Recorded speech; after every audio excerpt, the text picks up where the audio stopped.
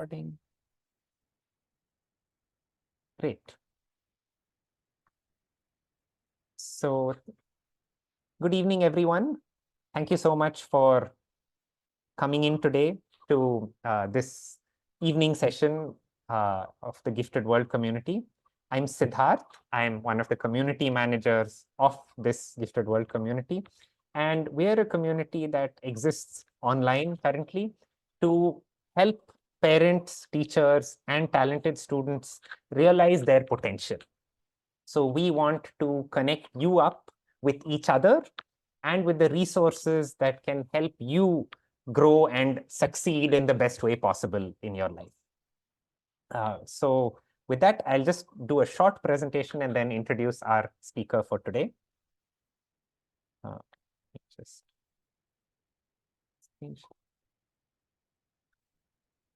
So if you aren't a member yet, membership on our website is free, www.giftedworld.com, and it gives you access to a whole host of resources, blogs, and events. So this session is primarily geared towards parents. So students are also welcome to attend it, but there's no issue at all if you're only the parent in this session. So one thing that I'd like to draw your attention to is on our blog at Gifted World, we put up a challenge every fortnight. And the 3 best answers, as judged by the challenge givers, go up in our blog 2 weeks later. So this challenge is running until next Friday. So please do take a look and submit your answers. The previous fortnight's challenge was about how 2 astronauts in space can communicate with each other if their radios aren't working. And the best answer that we found was someone suggested that they just put their helmets together so that the helmets are touching and then they can hear each other because it's the contact is there.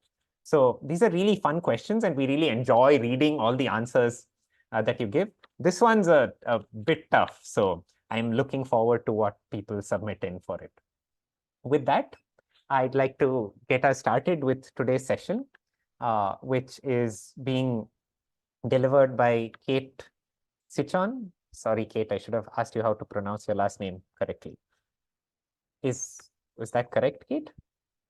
Super close. It's Cichon, and it's not a concern. Thank you. Okay, great. So this is being delivered by Kate Cichon, who's the Assistant Director at the Center for Talent Development at Northwestern University in Illinois, USA. So Northwestern University has been empowering youth who are gifted and talented for 40 years now. And so they really have a vast experience, and we're excited to hear what Kate is going to share with us about the kind of programming that they do at Northwestern University. Just a quick structure of this session. So we want all your questions and engagement. Please don't hold back. You can keep putting your questions in the chat box even during the session. We will be stopping for questions 2 to 3 times during the session, at which point you can raise your hand and ask. Or also, I will be summarizing questions that are already existing in the chat box. Request that let's be kind and respectful to each other in this space. And with that, I'd like to hand it over to Kate to share her thoughts, and I'm really looking forward to this. Thank you so much, Siddharth. I appreciate that.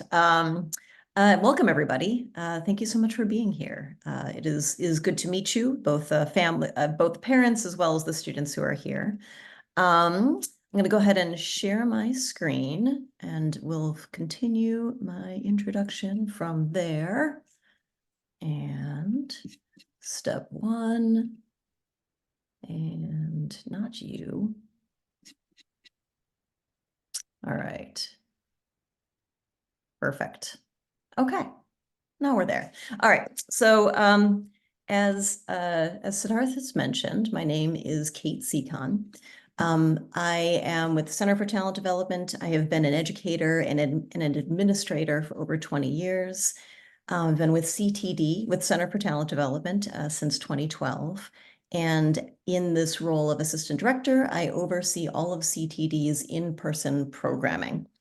I too am a parent. I have a 13-year-old daughter who is heading off to grade 9 in the fall, which is unbelievable. I'll put it that way. It goes fast, doesn't it?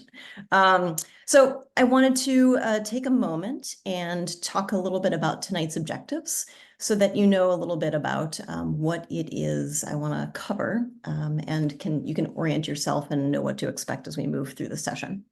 So first, understanding the talent development approach to gifted education is kind of the core of what I'm going to present, as it is a little bit different from some of the other sort of orientations toward giftedness. I want to also discuss ways that you as families can support your students' curiosity and abilities. And for those of you who are solely students who are joining us this evening, some of this will be helpful information for you to consider as well, and to talk with your families about in terms of how they can support you in your interests moving forward. And then finally, I will spend some time talking about CTD's residential summer programming, as I know there are a number of folks who are tuning in this evening with a specific interest in hearing a little bit more about that. Okay. All right, so to build on what Siddharth has already mentioned, I want to tell you a little bit about who we are. So the Center for Talent Development, and you will hear me refer to it as CTD for short, is part of Northwestern University's School of Education and Social Policy. And for over 40 years, we've been dedicated to helping academically talented students, age 4 through 12th grade, realize their full potential. So through assessment, enrichment, and accelerated programming, our unique pathways approach has helped students develop the knowledge and the skills that they need to stand out as creative achievers and contributors. In addition to research, parent and educator programming, and advocacy work, CTD also offers a variety of academic programming specifically for that age range, both during the summer as well as during the academic year on the weekends and online all year round.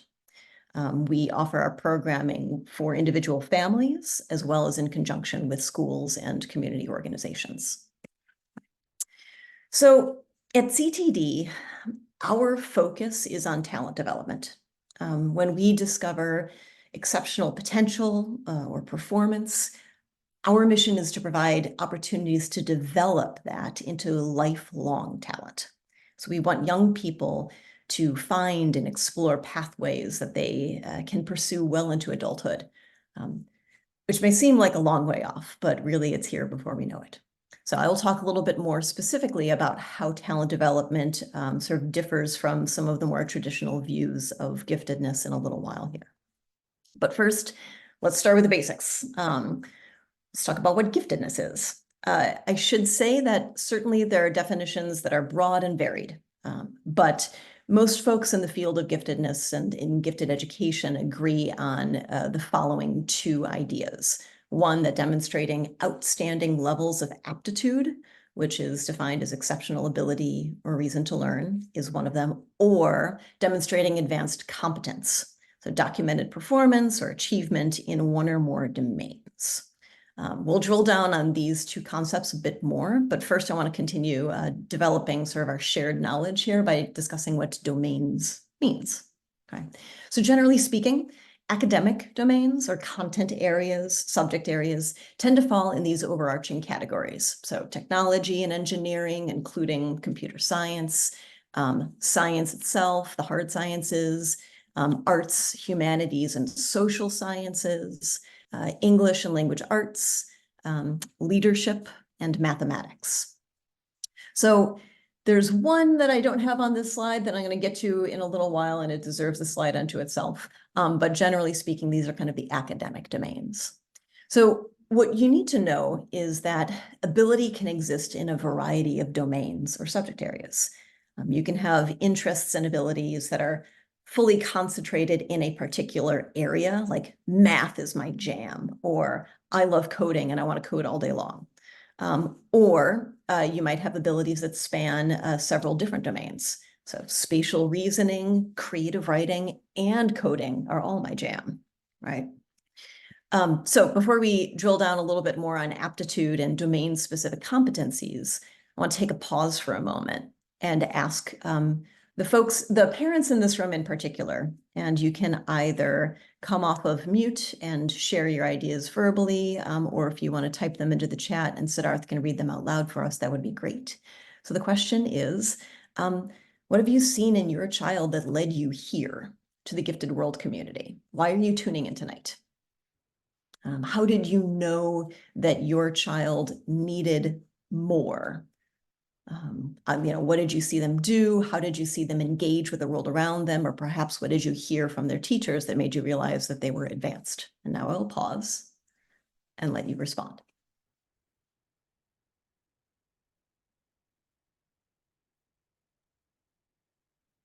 As Kate said, feel free to unmute and speak as well.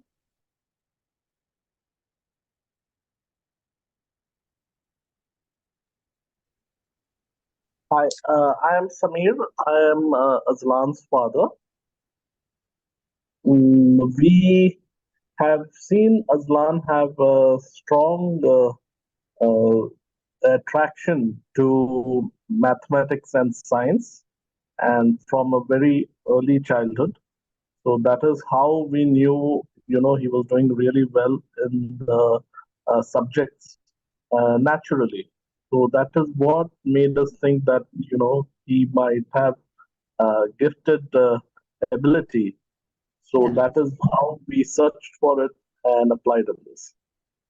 Thank you for sharing that. Before we move on to the next person, can I ask you a quick follow-up question? Can you Sure. be a little bit more defined in what attraction to math and science looked like for him? Yeah, he was good in doing solving equations, and also doing robotics, Rubik cube, playing chess, and anything he did, he picked it up real quickly from a very young age. So it was naturally he was doing things which children at that age usually do it after a couple of years. So he was a little advanced, and he would like, and he has an interest of learning coding. He did that very young. When he was there, he started doing a website. So he has done a lot of things which for a 12, 13-year old we had not seen. So and this he has been doing it since, and when he was say about 7, 8, he has been doing that. Great. Thank you so much for sharing. I appreciate that. There's also a response from Rashi in the chat. So Rashi says that her son's interest in maths, he self-taught himself trigonometry, quadratic and cubic equations. Also, Geetika shares that her son got bored in classes, was able to grasp math very easily, and the school asked for an education assessment. Shankar says that their child had a strong willingness to pursue more than what was in textbooks and a lot of interest in math, history, and chess. Okay. Okay. Excellent. That's fantastic. I'm just taking some notes because I'm excited to hear about all of these items, because you will likely see some of this show up as we move through into our next slides. So these on the slide are some defining characteristics of aptitude. Remember that we defined that earlier as exceptional ability to reason and learn. So pausing for a moment, and again, letting you speak out loud or type into the chat. What do you see here that you just heard from parents as they were speaking about their children?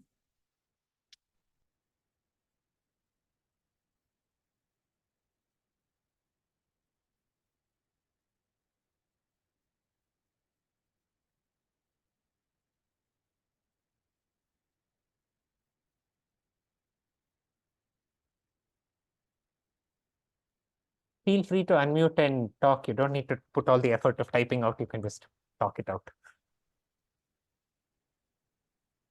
I'll say the commonality for me amongst almost all of those parents is that their students were learning information quickly.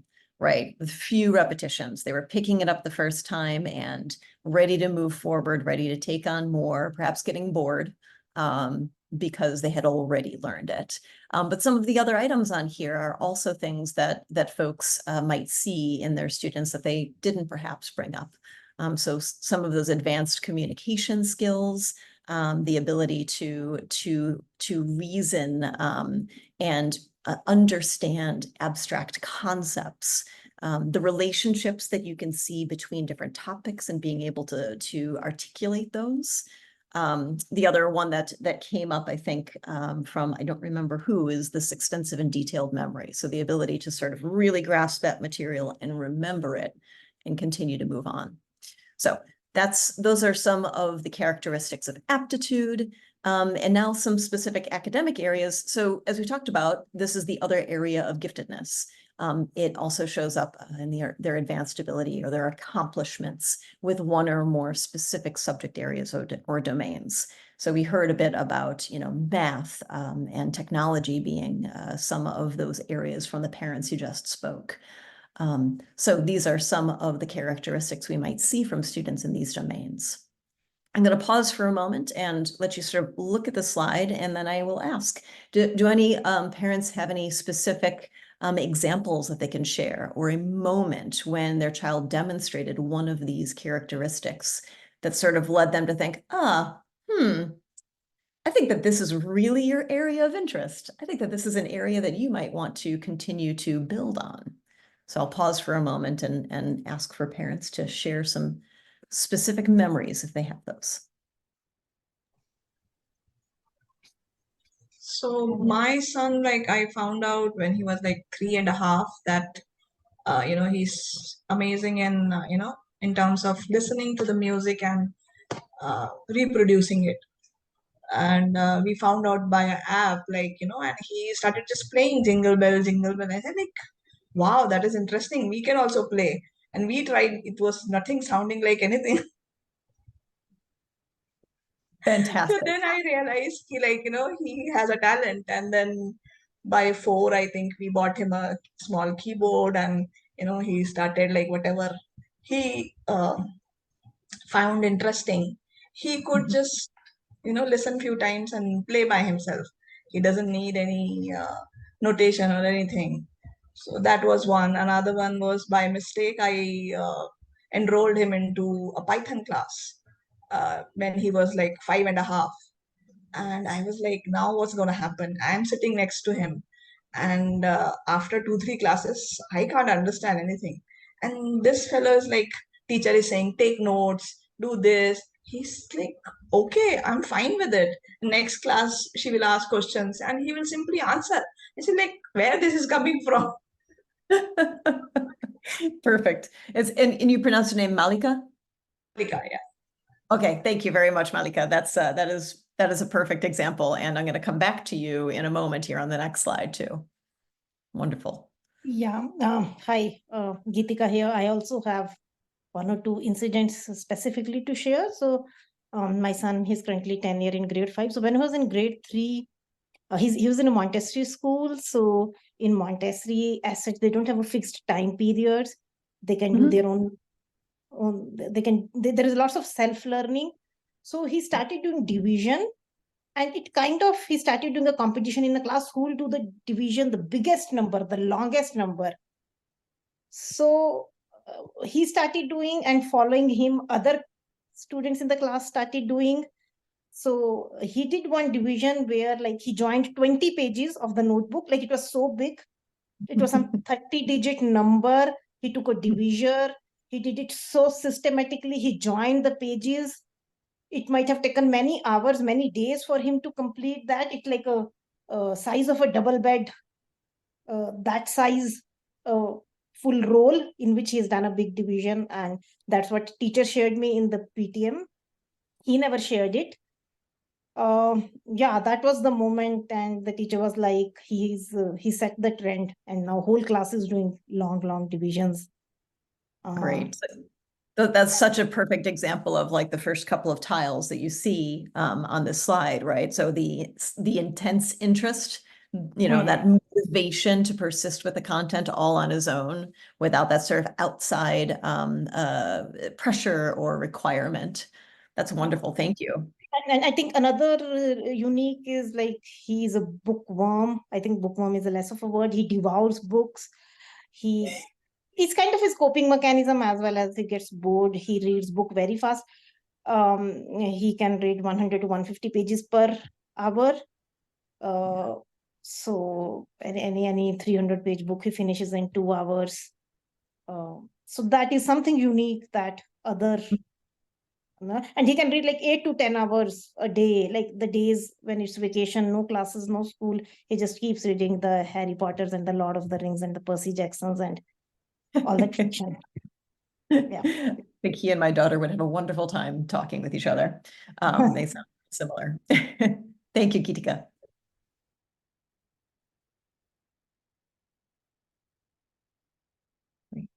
And Siddharth, I'm not sure if we have any additional items in chat, or I know that there are some chat items. I just can't see them myself. Oh, so. yes. Extensive and detailed memory finds and solves difficult and unusual problems, learns information quickly, few repetitions, and is always looking for challenging sums in maths, wants to challenge his limits and wants to learn something new. Remembers everything just by reading it once. Yep. Awesome. So this is lovely. I'm glad you guys are sort of seeing how some of these elements, either in specific academic areas or aptitude, are speaking to your specific children. Okay. So, oops, there we go. Once I'm back, come on now. There we go. Okay. So I mentioned that I was going to come back to Malika a little bit because of her discussion about her son and his aptitude with music. Back when we were discussing the different academic domains, math, technology, writing, science, I mentioned that there was one that was not represented on that slide, and that is this domain. Now, the characteristics listed on this slide can show up across academic domains for sure, but also are highly evident in the arts specifically. So for instance, developing choreography, improvising a piano solo, creating a sculpture, writing a one-act play, where a child demonstrates their skill in the art, or in the art form, both through their performance and creation, but as well as their depth of concept. And can actually really articulate their thinking and the connections that they are making. So it is certainly, as Malika has mentioned, the ability to just pick up a particular instrument very quickly and very adeptly. But also, as students get older, the ability to dig into that depth of knowledge and understand and articulate what it is that they're doing and how it connects back to the art form. So these are, again, items that you may see across subject areas, but as well as specifically in the area of creative arts. Okay, so now that we have a baseline understanding of what giftedness is, let's go back to my introduction. So Center for Talent Development is part of the gifted community, but our focus is talent development. It's in our title. We don't believe that giftedness is a trait that you are born with, but rather a potential that can be fostered. So our programs target students who have identified strengths and who are high performing, and those strengths need enrichment or acceleration to further develop. So talent development is an approach to gifted education, but it's also a broader approach to asset-based education. So everything has areas of relative strength, or sorry, everyone has areas of relative strength, and strengths themselves can be developed and need to be developed. So students with exceptional ability or potential for performance need to have those talents developed, and they may need specialized services to do that outside of the standard school day. So why is this important to us? Why does talent development matter? People who are passionate about things they do or the things that they're good at and have the talent to achieve at really high levels can have an extraordinary impact on the world. And they can live very happy, fulfilled lives. So for those two reasons, that's why talent development matters. We need more leaders who are going to have positive impacts on the world around us. And happy, fulfilled lives are something we all want to achieve. So how do we achieve it? Talent development is a lifelong process, and reaching those top levels of creative productivity requires interventions and supports along the way. At various points in the process, individuals need opportunity. They need to be they need to be given opportunities to try different things. And they also need to put in effort and practice. And there needs to be motivation. So the talent development trajectory is long, and depending on the talent area, it peaks at different times. And the supports that one needs differ depending on what it is the students are up against. So there are two core elements to talent development: appropriate challenge, which means optimal match just beyond one's level of comfort, as well as support. So development of key psychosocial skills. And both cognitive and psychosocial variables are malleable, and they need to be deliberately cultivated. So let's look at both of those a little bit further. First, we'll focus on challenge. Talent development requires challenge, pure and simple. Individuals have to be given challenges to develop skills, and the skills and the knowledge that are necessary to persevere in rigorous environments, right? The things that we experience as adults are hard. And so unless we put our students in a position to experience some of that challenge as well, they're not going to be ready for the rigors that come at them later on down the road. As a couple of you have mentioned, things in school can be really, really easy for your students, right? And that's why it is extra important to give them opportunities outside of school where they will be challenged, because that prepares them for the challenge to come. Also, we don't know how individuals are going to fare in rigorous environments until they're tested, right? How are they going to respond to challenges? If they are not challenged, we don't know, and therefore we cannot support them through those efforts. So some students are academic performers. They will engage because they are intrinsically motivated, but they still may not develop the skills they need if they're not challenged in that zone of proximal development, as Vygotsky calls it. Again, just beyond that comfort zone. Other students will simply disengage if school is too easy and not develop the academic skills necessary to be a leader in their area of strength. And others with a really fixed mindset will balk at the first sign of difficulty.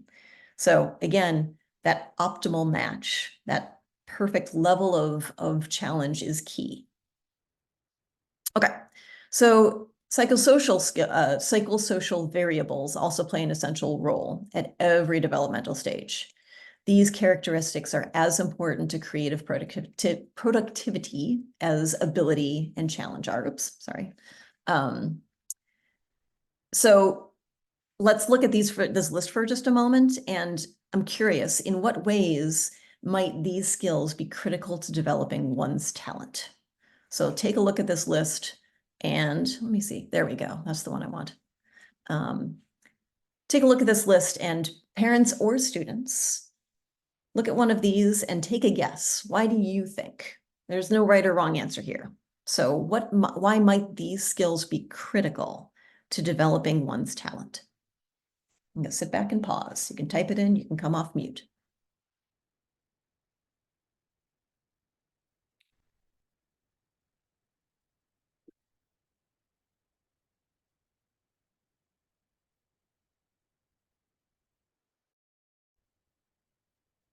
I'm just going to take a stab at one of them, and I think Thank you, Siddharth. I bet. Yeah, I think addressing fears. So much of the education system operates on sort of getting students. Students are fearful of performance, of so much is fear motivated that helping students address their fears and not be motivated by fear to do things, I can see be superbly important. Oh, that's yeah, absolutely. Fear can immobilize us, right? And if we're immobilized, we're not moving forward. So you got to walk towards those fears of failure, those fears of performance, those fears of not being accepted by your peer group, so that those fears don't prevent you from moving forward. Yeah, thank you. Mindset is a big one as well. So that's the belief that, you know, brains and talent are just the foundation, right? And that dedication and hard work build one's talents. It is the focus on resilience, the ability to understand that our struggles and our failures are opportunities that teach us. Persistence, that's another big one. I see that somebody entered something in the chat though, so I'm going to pause and see. So, Syed, would you like to speak about what you've said regarding social skills and persistence? Yeah, hi, this is Aisha, Syed's mom. Many times, I've seen that, especially with Syed, the other things are still okay, but his social skills needs to be developed a bit more because he enjoys to be with himself. And persistence is another thing where I feel that, something which is very important to develop. Great. Thank you. Yeah, persistence, sticking to something even when it gets hard. Working through that struggle is super important. And for social skills, again, I know that the parents in this room know this as well, but all domains, math, coding, even a lot of students think of coding as a very solitary experience, but even in the world of coding, game design, computer design, people work on teams. They have to test each other's code. They have to work with each other to make that code be all that it can be. It is not as independent as it may seem. So we all have to learn to work with others. We have to learn how to be professional in the professional world, and where that starts at a younger age is very simply learning the social skills, learning how to work with each other. Thank you. Any other thoughts for the moment?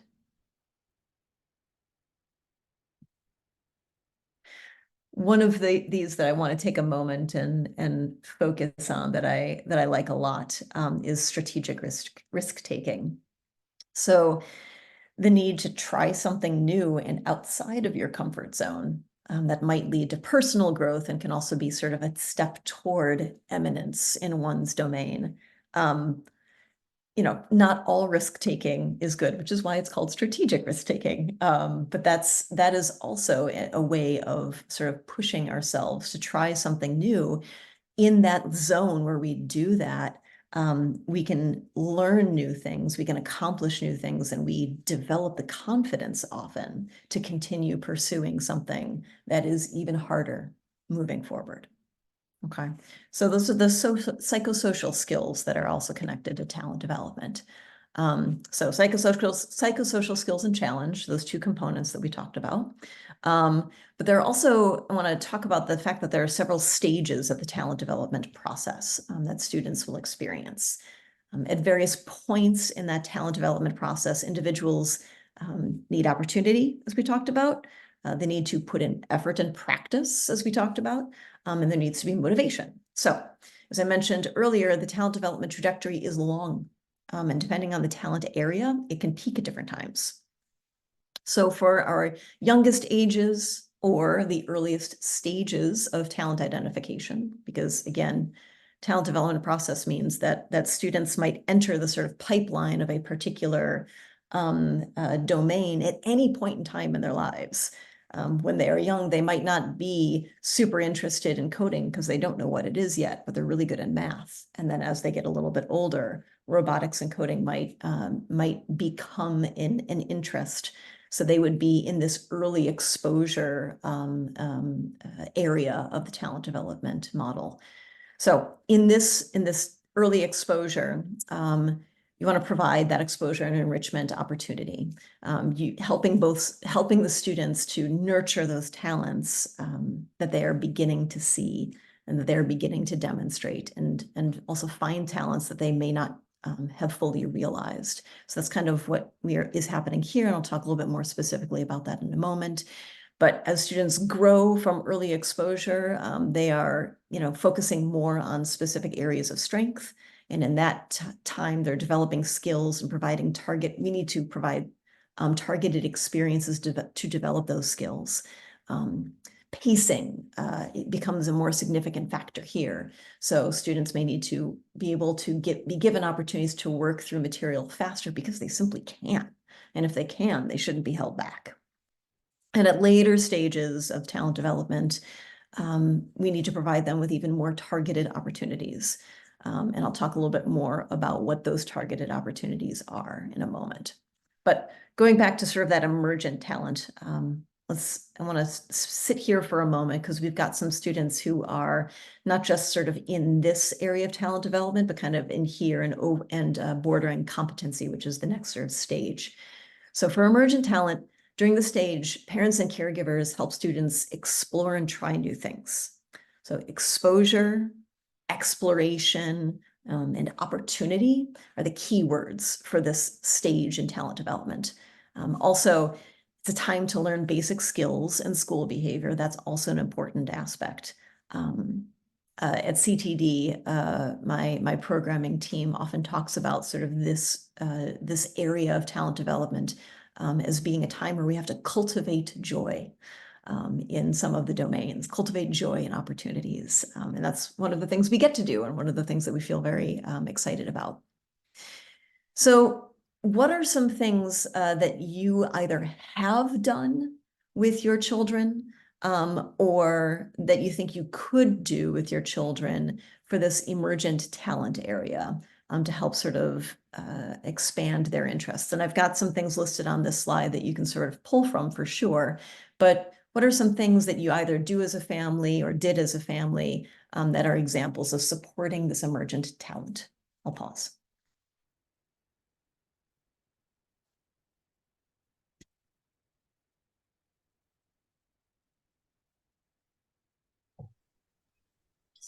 So about 4 or 5 participants have joined us in the last 15 minutes, and I just want to tell you that feel free to unmute and speak in response to any of these questions or share your thoughts in the chat, and I will summarize it. And welcome. Glad you guys are here. So as I said, we realize about the music, and then we put him into the music classes. Recently, he finished his Python coding, game coding classes, which was supposed to be 100 classes, and he finished the content in 50 classes. So even teacher was like blown away, he just picks up things and he add into what I did not teach anybody. He would say why there are no numbers, there should be scoring, there should be time, why options are not there, like that he would be adding into what even teacher is suggesting. On top of that, he was adding. So she was like really impressed by that. I don't know, I haven't seen anybody like this before while I was teaching. So he also but yeah, he feels so much of it's like for him it's okay, it's nothing big.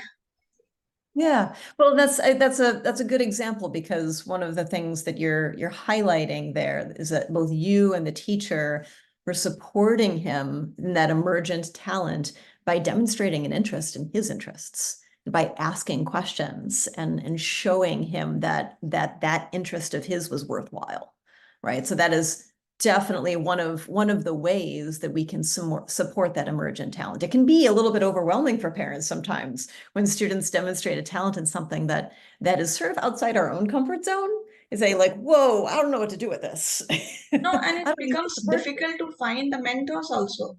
Like I have been looking for mentor for like 4 years, and this one is the one which clicked, who is ready to understand. Otherwise, they wanted to if 100 classes, I will take 100 classes. You have to go slow, and that he can't do, right? So finding the right person is also extremely critical. I love how you are just setting me up for success in the subsequent slides that I have coming up here. Thank you. Appreciate that. Great. Anybody have anything else to share about things that they do? Hi, I would, sorry. Hi, I would just like to add to what Malika just said. We as parents sometimes feel overwhelmed, like how we don't know how to help the kids. He has been doing advanced maths. Then about 3, 4 years ago, right now he's 14. So when he was about 8, 9 years old, during the summer vacation, I just got him a couple of Python books, and he finished, and he was in advanced levels after 2 months. I didn't know what to do because I absolutely have no background in any of these things, and I keep trying to expose him to new things, but he gets it over and done with very fast. And he was reading advanced physics when he was in third, fourth grade, and I really didn't know what to do, and I don't know how to help him further. And I had been looking for like any platform where I can help him with, and this I just came across this about a month back, and so I'm new to this whole thing, and I'm just exploring like what would work for him, what would not work. Yeah. So that's the thing. My concern is that we as parents feel, like we are at a loss how to guide these kids. So that's what I'm here for. Good, good, good. I appreciate that. And again, we'll talk a little bit more about sounds like your child is sort of edging into more the competency stage of talent development, which I'm coming upon next. So I'm so glad that you guys are bringing up these thoughts and these concerns. You are not alone.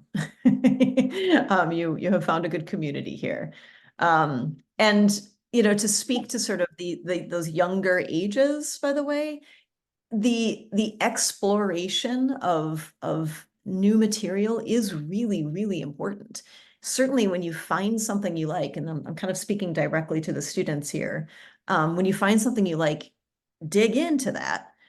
But at the same time, you have to understand that you will also have to continue with the subjects that you might not like as well. Both to develop your skills and background knowledge that are necessary in the fields that you do pursue and have passion for, but also to round yourself. So try lots of things, dig into the thing you like, try lots of things. Don't ever shut a door to opportunity, because you can always further specialize in that area of domain once you've had enough time to get the full picture of what out there is possible. Okay. All right. I want to talk a little bit more about competency, because it sounds like, again, we've got a number of students sort of that kind of fit in this area. So competency is sort of the stage where students are a little bit more, middle school, high school, active learning experience in the student's area of interest, and collaboration with like-minded peers is kind of the bedrock of developing talent in this competency stage. So we've already heard from 2 parents who have mentioned that helping their children find their people is really important. Sometimes those people are the mentors who know a great deal, but sometimes those people are just that peer cohort, your tribe, so to speak. So those who will help you grow your interest into competency. So math competitions, debate teams. In the United States, we've got Science Olympiad. I don't know if that's also in India. Codeathon events that can happen internationally. So those are the kinds of experiences that can help students feel a little bit less alone in their area of interest, but also help develop that really important peer network. And it is not as easy to find that group of peers sometimes when your student is sort of asynchronously developed, where they have this interest and ability at a very high level in something that traditionally most of their peers do not. But the more you work to sort of find those groups, the better it is for the students. In addition to finding some of those mentors and individuals who are working in the field of interest and can provide a little bit more heft to what the students are learning. So I'm going to pause here and ask Siddharth if there are other things in the chat that he wanted to share, including questions. So far, no other questions in the chat. Okay, great. Okay, so the final sort of stage in talent development is expertise, right? Reaching eminence in one's domain. Now, as students are reaching toward expertise in a particular domain, authentic learning opportunities are the key here, where a student gets field experience or lab experience. Sometimes you can find these opportunities in advanced courses of study, either at school or through out-of-school programs, or in early entrance college courses. Those are open, and depending on the college and what their admissions criteria are, there are certainly young students who can participate in some of those college level courses. But also, forming connections with and learning from professionals in those fields. So again, those mentorships, internship opportunities as students get much older, or apprenticeships. We discussed strategic risk-taking earlier during the topic of psychosocial skills. And students approaching expertise can be encouraged to develop independent research projects on topics within their area of interest, or identify new areas of information within a field of interest and really read up on that area and study that area to sort of predict where their field is going next.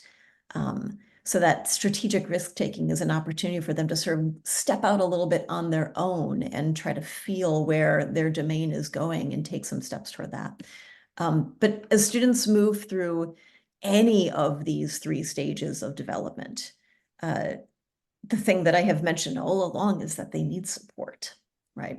Sometimes that is helping them find the opportunities, and sometimes that is simply offering encouragement while they forge ahead on their own and giving them some of that independence, having them do some of the research on the types of activities that their peers out there might be doing, so that they can find those peers, having them do some of the research on mentors who they think might be able to support their area of interest, and not leaving that solely up to the parents, but helping them develop those independent skills as well. I think there might be some things in chat right now, Siddharth, so I'm going to pause again. Okay. So there was one question saying, what's the right age to send children to explore at, say, university or advanced courses and programs? Oh, good question. And it's entirely dependent on the student and the family, right? So in a moment here, I'm going to talk a little bit about summer programming that CTD offers. And, we have in the past had programming, residential programming for students as young as 9 years old, who would come to campus for a week at a time. And for some families, that was an outstanding fit. And for other families, they couldn't possibly conceive of how their students would be successful in such an environment, right? So the thing that I would say is know your student. Where are they in their executive functioning skills? How do you think they would do being outside of the home and being on their own? Or how do you think that they would navigate being with a group of peers who are significantly older than them? So know your student, have those conversations, engage them in conversations with program individuals together, so that the two of you can learn from the person who's running the program or offering the course, so that you can have a really informed conversation offline with each other. And I guess there's also, and there are no further questions, but I just wanted to add on to that, saying, I'm guessing you'll discuss this, but also these kinds of summer programs and enrichment programs, you have a very strong sort of non-academic support in the residential life. So it's not like you're sending off your child to an undergraduate college and leaving them, leaving them to figure things out. There's always a very well-structured residential life support. Absolutely. Absolutely. And I will definitely get into that. You're 100% right, Siddharth. Okay, I was checking the time to make sure that I know that we've got time for all of that. Perfect. Okay, so we've already talked a little bit about supplemental programs, right? And how valuable those can be. Each step of the talent development process can be supported by supplemental programs outside of school, including academic summer programming. And I just want to say that though we would like to see more research done on this topic, what does exist, and most of the information on this slide is rooted in a study that was from a study of mathematically precocious youth. And that study was done by both Johns Hopkins and Vanderbilt universities. But what does exist in terms of the research that we have, especially as it relates to talent development, tells us that these items on this slide are the benefits of supplemental or beyond school enrichment and accelerated programming. So you have higher rates of accomplishments as adults when you engage with creative STEM opportunities. You tend to pursue more rigorous courses of study when you've had supplemental programs that push you in the right area.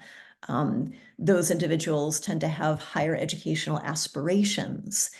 They have more highly advanced and independent study skills than their peers. There's greater motivation, collaboration, and task commitment. Problem solving is huge, but also one of the key items that stands out for me as well is the empathy and the confidence that is developed by participating in these supplemental programs. Because again, they're meeting more people outside of their realm of daily existence when they engage in some of these supplemental programs. Okay, so we know that supplemental programs are important to talent development, that connect us to peers that are interested in our areas of study, that further our interests in the domains that are of interest to us. But which programs do you pursue? It's not a matter of getting it wrong, but you want to find the best match, and going back to the question in the chat, at the best time, both for the student's experience and particularly when you factor in the limited resources of both time and money, right? No one can afford all of the opportunities that are out there. And sadly, we do not have Hermione's time turner, so we cannot take advantage of all of the opportunities at once. So we want the best return on investment, and that means not overstretching students or family resources. So being choosy. How do you be choosy though? Well, ask yourself some questions. Determine what programs are right for you. This is a list of some questions, and again, I will share my slides with Siddharth so that he can share them with all of you. This is not a comprehensive list of questions, but it is a good place to start. And it's grounded in many of the ideas that we've just reviewed in this presentation so far. So these are questions that you should be able to answer by talking with your child and reading program materials and website information for various programs. This doesn't usually require an interview of the program or a program leader or extensive exploration, but usually you can find a program or two that you like, and then do a little bit more of a deep dive, do some follow-up emails or phone calls to get some more of information if it's not readily available on the website. But in most cases, the experience will be a good one if you do that groundwork and stay open to new possibilities. So there's, questions here related to the focus of the program and how that best fits your student, the quality of engagement, going back to what Siddharth was sort of hinting at for a moment there, what is the background and experience of the staff, right? What are they prepared for with the students who are coming to them, and how can they best support the needs of those students? Motivation for learning is really key. Is your student a very independent learner? How much experience have they had in that area of interest? What is their motivation like? And do they have what they need to be successful in the program? Or do they perhaps work best when they are alongside you and they can receive some of that extrinsic motivation as well? Okay, structure and logistics, definitely that has to fit your family's needs as well. Okay, so again, these are just some of the questions. And I'm going to pause for a moment before I dive into information specifically about CTD's academic summer program, and see if there are additional questions. I think that there probably are. Yeah. So there's a question about how do kids get selected for these programs that I think you will be discussing when you talk For sure. about the CTD's programming. Then there were other questions about the asset and asset talent search, because of many parents have come in through that route, which I'm also answering in the chat, so no issues. Wonderful. Wonderful. Thank you, Siddharth. Okay, so we'll dive in, and then obviously, if I don't answer questions, we will have time at the end to discuss even further. Okay, so let's see. First and foremost, I'll start with sort of who our students are, and then talk a little bit about the courses and the format of the program. Okay, so our students are entering middle and high school. They're ages 11 to 18 approximately. They are students who are coming from all over the world. The majority are US citizens, but we have students from every other continent except Antarctica, and who engage with us and stay with us during the summer. Our students regularly have opportunities to get to know each other at meal times and through activities that take place both in the afternoons and the evenings. And all of the students who are with us have demonstrated that they have an exceptional ability to learn, that they are motivated, that they are creative problem solvers, and that they are choosing to pursue a rigorous summer experience and take on a new adventure with their summer. Okay, so if that sounds like your student, then this is a place where, going back to what I was talking about earlier, and that level of reaching that level of competency in talent development, this is where they find their peers.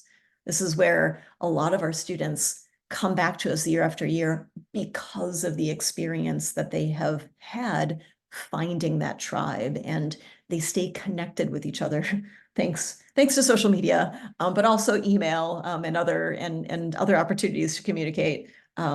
They often stay connected with the individuals that they meet at CTD summer programs for years later. Okay. So all of our residential programming takes place on Northwestern University's Evanston campus, and Evanston is Chicago's nearest north side neighbor. So we share a border with the north side of Chicago. Both the 6th through 8th grade program and the 9th through 12th grade program have 3-week sessions. And the 6th through 8th grade program also has a variety of 1-week enrichment courses that take place during the latter half of the summer, so during the last 3 weeks.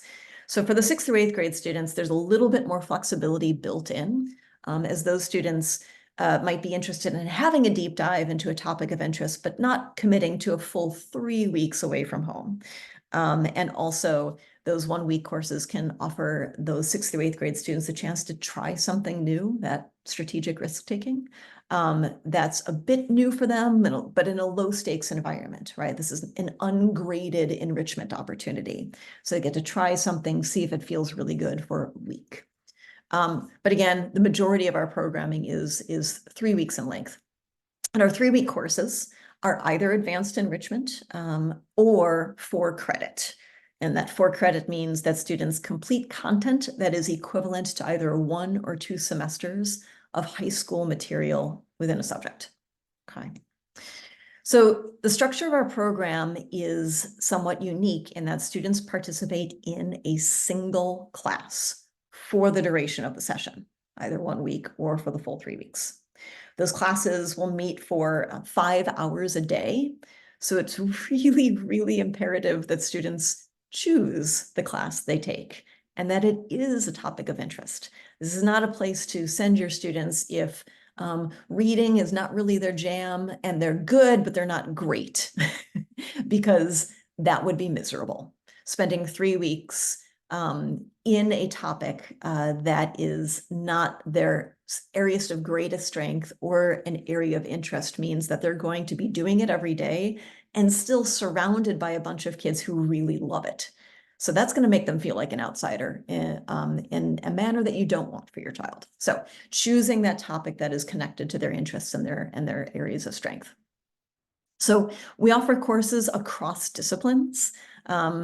though not too many that are directly related to the performing or visual arts. So for 6th through 8th grade, in addition to sort of core classes such as geometry and algebra 2 and chemistry, and I'm going to pause for a moment and revisit that the fact that some of these courses are for credit. So a student either in 6th through 8th grade or in 9th through 12th grade can enroll in a geometry course where in 3 weeks they are learning 2 semesters of geometry content. Okay, and they are doing that in 75 classroom hours in addition to homework time in the evenings. But in 3 weeks, they're completing the entirety of what high schools consider geometry. Okay, so that's, I just want to remind you or sort of situate you in that understanding. So that demonstrates sort of the level of pace and intensity that those 4 credit classes have. But also we have enrichment courses. They similarly move at a very fast pace. They similarly involve students who are extraordinarily talented in the area, but they are in sort of more niche topics. So we have a course for 6th through 8th grade that is called Comparative Anatomy. It's a life sciences course. Students engage in dissection and other hands-on activities to explore how animal adaptations are suited to an organism's environment. And that kind of class is a really good precursor to human anatomy and physiology or other higher level biology lab courses down the road. We also have a class called Designing for a Disaster, which is a design and engineering course. And students study the way that architects solve the design problems of seismic activity and sea level. And they choose a specific location for which to design a home that will stand the many tests of nature and climate. And that is sort of their culminating project for that 3-week course. We have Intro to Economics, examining economic booms and busts and focusing on concepts such as risk, supply and demand, marginal utility, and investing fundamentals. So that course builds critical thinking skills, both through discussion and through writing, and is ideal for students who are interested in future study in economics or political science or even international relations. And then we've got a class called Horror Fiction. And it is 3 weeks of students coming together who love creative writing, and they write horror fiction.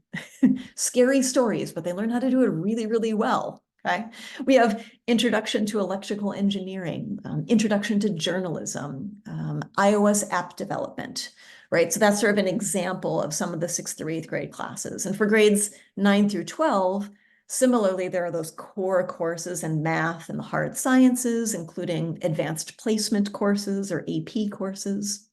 But we're also offering quantum mechanics, principles of genetic engineering, neuroscience.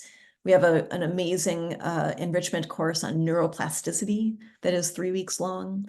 We have cybersecurity, again, a variety of creative writing courses, machine learning seminar where algorithms that learn data, right? So students will construct machine learning tasks and examine how data samples can build bias into machine learning tasks. So just again, across the board, a wide variety of different courses.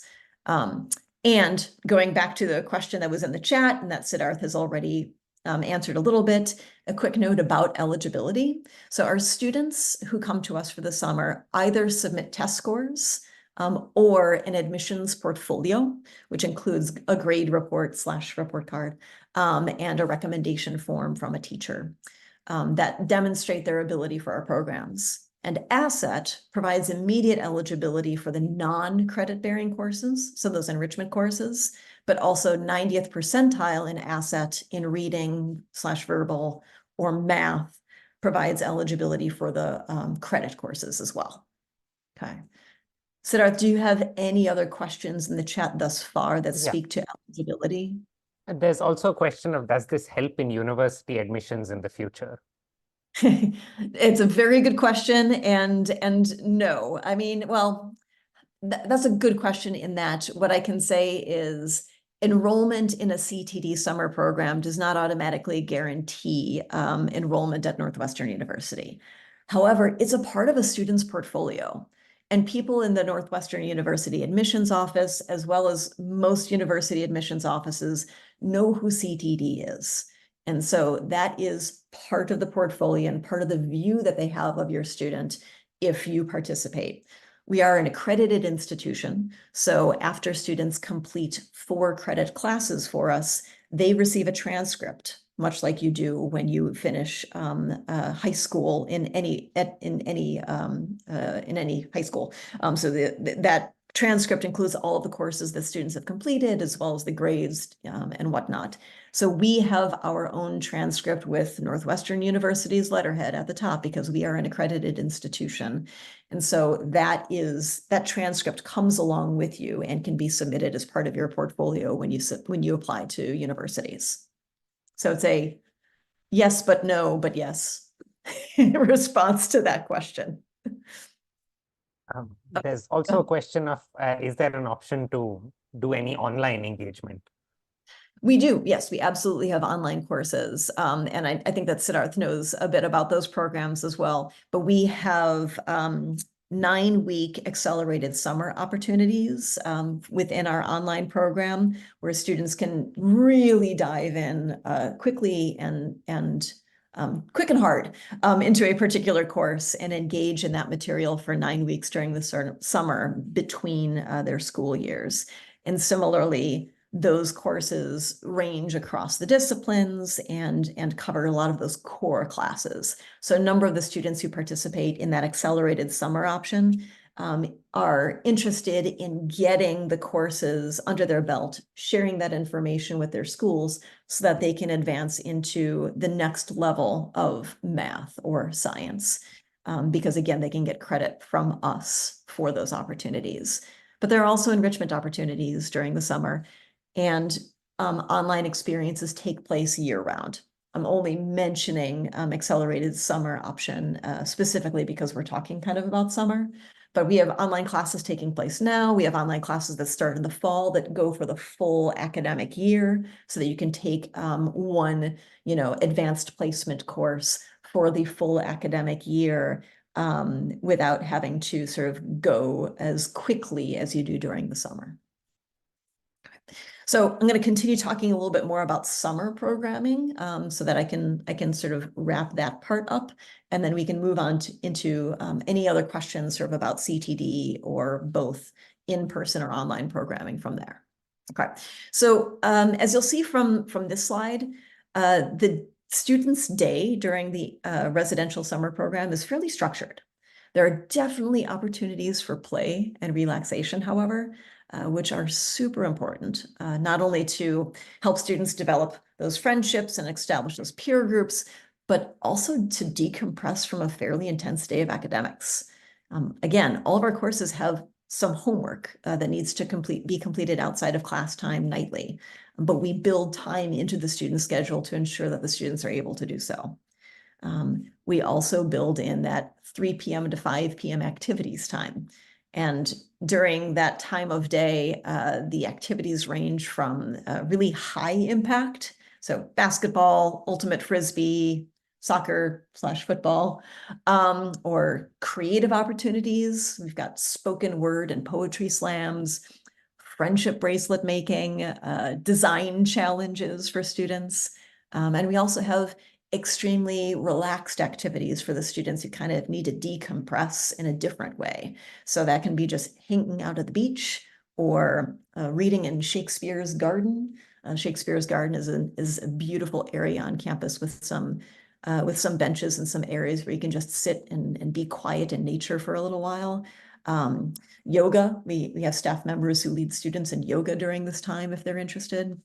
So a wide variety of activities for the afternoons and the evenings. Okay.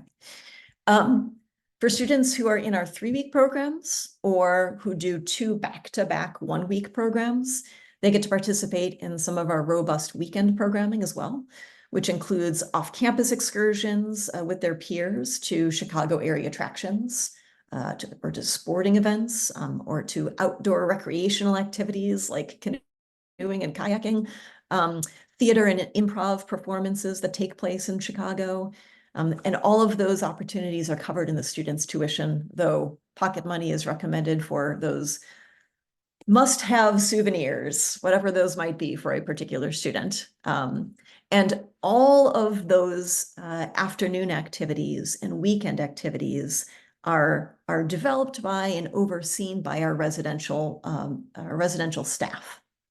And those individuals each provide leadership and social emotional support to a group of about 12 students. And as stated here on the slide, they live in the residence halls with students. They are available day and night. So for our younger students who might be experiencing a little bit of homesickness, they are there for students to talk to engage with, to talk through their concerns, to feel a little bit better and get back to bed and wake up ready for the next day. These individuals are background checked by Northwestern University, and they're interviewed and trained by Center for Talent Development staff who have been doing this for a long time. So that's a little bit about who they are. And again, these are the individuals as well who will organize the ultimate Frisbee games or the trips to the beach, and they will be there with them, supervising them. When students go downtown to Millennium Park or to the architecture boat tour or whatever it is that they might be doing on the weekends, these residential staff go with them to ensure that there is an appropriate staff to student ratio, and so that students are cared for along the way. Okay, so that wraps up sort of what I have to say about pretty much all the things, except for your questions. So I'm going to pause here, and I'm gonna actually stop sharing. This is all information that, again, Siddharth can share with you in terms of our website, our contact information, and whatnot. So that's the very, very last slide that I have. So I'm going to stop sharing and offer myself up for questions. So there's a question in the chat about whether you help with the visa if you want the students to if they want to sign up for the summer program. We have information on our website about how to pursue that. So there are, in terms of support, we direct you to who provides that support.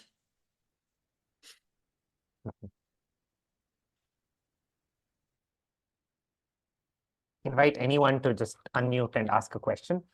Yes, absolutely. This is open time now for questions for the next 10 minutes.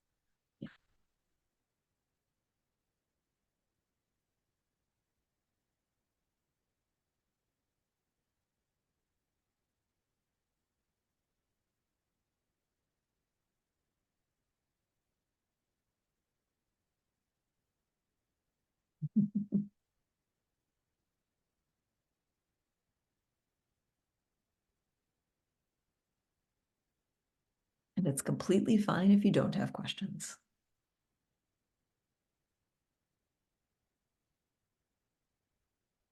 So I just wanted to say I've taken a lot of notes, Kate. So thank you for all of that information. There's a question about what is the cost of the 1-week program? What I'm going to do is drop into the chat the direct web page. Oopsies. Wrong one. There we go. Summer camps. The specific web page for our summer programming. And right at the top of that page, you'll see tuition for both, or sorry, not right at the top of the page, but you'll see that there is a space toward the bottom of the page that is fees, withdrawals, and financial aid. And so all of our tuition is listed in that drop-down section. So fees, withdrawals, and financial aid.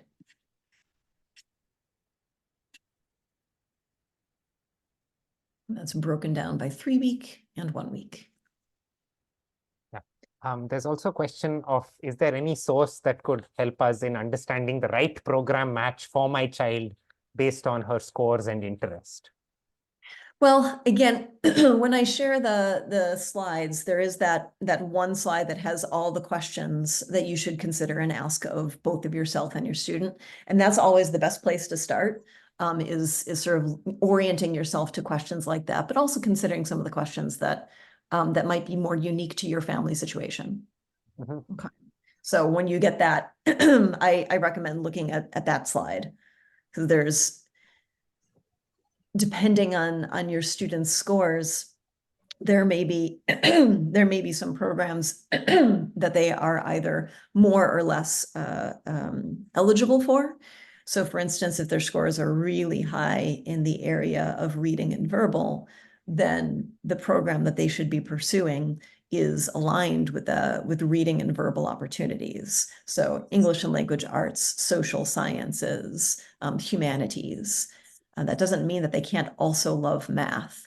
But if their scores are really high and that's where their interest is, those are the kinds of programs that they should pursue to really hone those talents that they have.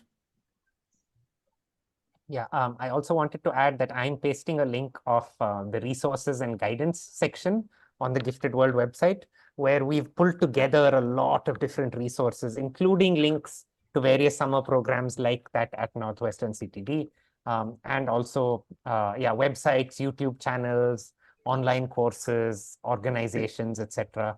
So you can see that over there. Thank Kate, you. there's a question about, is the online fee different from the on-site fee? The summer program link you shared is only showing the on-site fee.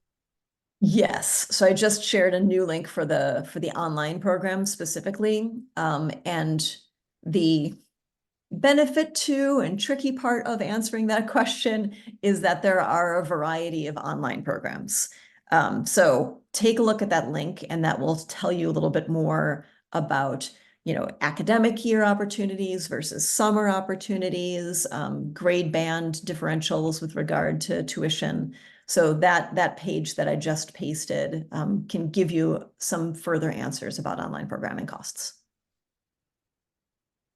And we will follow this up with an email over the weekend, collating all these links and sending it out to you, because I know we're sending you a lot of links in the chat. So we'll just put it all together, and I'll try and share Kate's presentation as well. I'll also put up a blog sometime next week with these details so that you can just find it easily on our website anytime you need to. Thank you. And then Siddharth, I know that there are a few slides that you wanted to talk about too. I'm just cognizant of the fact that it's. Yeah, I was just going to get about to name the time, but it's not your time at all. Yeah, no worries. So there was one final question of, are there any other prerequisites needed other than asset? Oh, good question. And that's dependent on the course. So there are some courses, for instance, if a student is going to be applying to advanced placement calculus, they need to demonstrate that they have already participated in some of the other higher level math courses.